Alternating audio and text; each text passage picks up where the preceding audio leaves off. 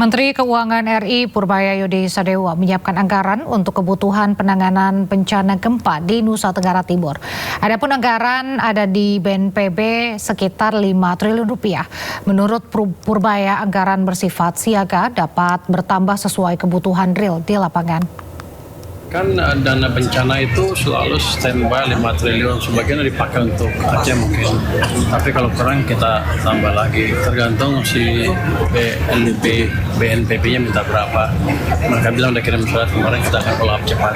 Khusus untuk bencana seperti itu, SOP-nya kita cepat keluar selama permintaannya jelas. Jumlah korban gempa bumi di Nusa Tenggara Timur terus bertambah. Data terbaru BNPB mencatat 68 meninggal dunia, sementara 213 lainnya luka-luka. Data yang kami peroleh hingga saat ini sebanyak 68 jiwa. Sekali lagi, 68 jiwa yang meninggal dengan rincian di Kabupaten Manggarai sebanyak 26 jiwa, Kabupaten Manggarai Timur 24 jiwa, Kabupaten Nagekeo sebanyak 8 jiwa, Kabupaten Sika 4 jiwa, Kabupaten Ende 2 jiwa, Kabupaten Manggarai Barat 2 jiwa, dan Kabupaten Ngada 2 jiwa. Sedangkan jumlah yang luka-luka saat ini ditemukan sebanyak 213 jiwa. Pemirsa, personel Polres Sika dan tim psikologi Polda NTT menggelar trauma healing bagi korban gempa Nusa Tenggara Timur. Trauma healing bagi pengungsi di posko pengungsian Gelora Sabador Maumere, Kabupaten Sika NTT digelar pada Minggu pagi. Kegiatan ini dilaksanakan guna memulihkan keseimbangan emosional, mental, dan fisik para pengungsi setelah mengalami trauma gempa bumi agar mereka bisa kembali menjalani hidup dengan normal. Kegiatan dilaksanakan melalui pendekatan psikologis yang bersifat edukatif, rekreatif, dan humanis dengan memberikan permainan, hiburan, komunikasi interaktif, serta motivasi kepada para pengungsi.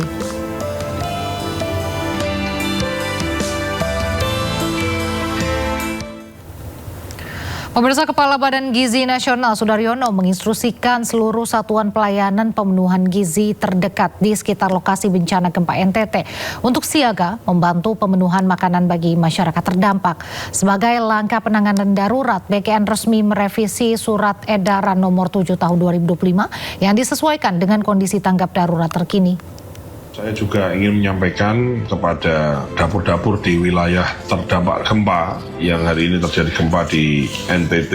Saya hari ini akan keluarkan surat edaran terkait kebencanaan khususnya untuk semua dapur. Nanti silakan diperdomani. Jadi saya minta untuk koordinasi dengan BNPB, kemudian dengan pemerintah daerah di situ, bagaimana dapur-dapur yang terdampak maupun dapur-dapur yang tidak terdampak, dia dapurnya tidak terdampak tapi dekat dengan lokasi bencana, maka apa yang harus dilakukan ikuti surat edaran nomor 7 tahun 2025 yang hari ini saya akan revisi dan kemudian kita kirimkan ke Anda semua melalui saluran email tadi dan juga melalui berjenjang.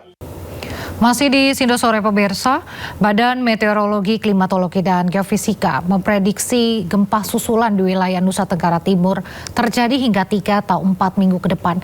Hingga Selasa kemarin terjadi ribuan gempa susulan pasca gempa magnitudo 7,7 Flores. BMKG mencatat 2.119 gempa susulan di wilayah NTT terjadi hingga Selasa kemarin dengan magnitudo 1,3 hingga magnitudo 6,2. 24 gempa susulan dengan magnitudo di atas 5 dan 70 kejadian dirasakan masyarakat Nusa Tenggara Timur. Adapun sejumlah wilayah berstatus siaga antara lain Manggarai bagian utara, Ngada bagian utara yakni Ende, Flores Timur, dan Jeneponto. Sementara status waspada diberlakukan di Flores Timur, Bima Dompu, dan Wajo. Masyarakat NTT diimbau menghindari bangunan retak atau rusak serta tetap waspada gempa susulan. BMKG pun terus memantau aktivitas gempa bumi susulan dan menyampaikan pemuktahiran informasi secara berkala pada masyarakat.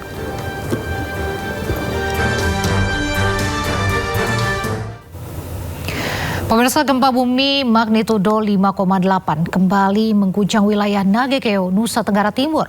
Guncangan terjadi di tengah rangkaian gempa yang masih berlangsung di wilayah Flores.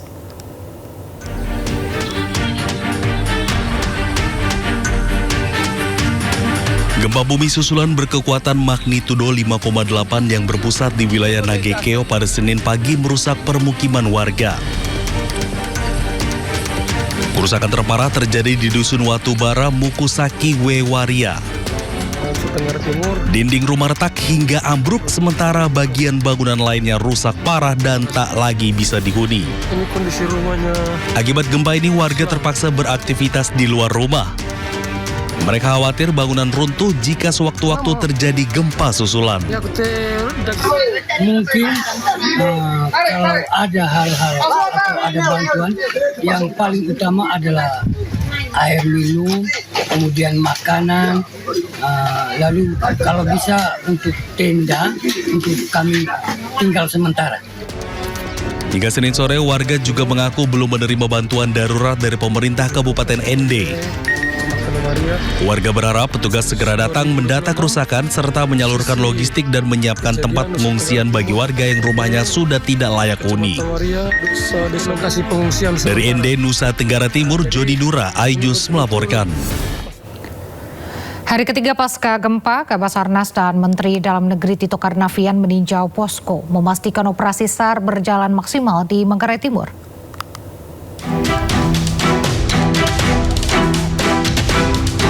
Kepala Basarnas Marsikal Madya TNI Muhammad Syafi'i bersama Menteri Dalam Negeri Tito Karnavian meninjau posko Desa Ronting, Kecamatan Lamba Beleda Utara, Kabupaten Manggarai Timur, Nusa Tenggara Timur. Pada hari ketiga pasca gempa bumi magnitudo 7,7 yang terjadi pada 15 Agustus 2026. Manggarai Timur menjadi salah satu wilayah yang terdampak cukup parah. Berdasarkan hasil koordinasi dengan BPBD, tercatat sebanyak 187 orang menjadi korban dengan rincian 55 orang meninggal dunia dan 132 orang terluka. Selain meninjau posko pengungsian, Kabasarnas dan Mendagri juga menuju posko SAR di wilayah Manggarai Timur. Dalam kesempatan tersebut, Basarnas berkomitmen untuk terus memberikan pelayanan pencarian dan pertolongan selama 24 jam di wilayah terdampak. Secara keseluruhan, penanganan gempa bumi ini melibatkan 711 personel dari berbagai unsur, diantaranya TNI, Polri, BPBD, BMKG, PMI, Kementerian Perhubungan, Pelindo, Pelni, pemerintah daerah, serta masyarakat setempat. Dari Manggarai Timur, Nusa Tenggara Timur, Joni Nura, iNews melaporkan.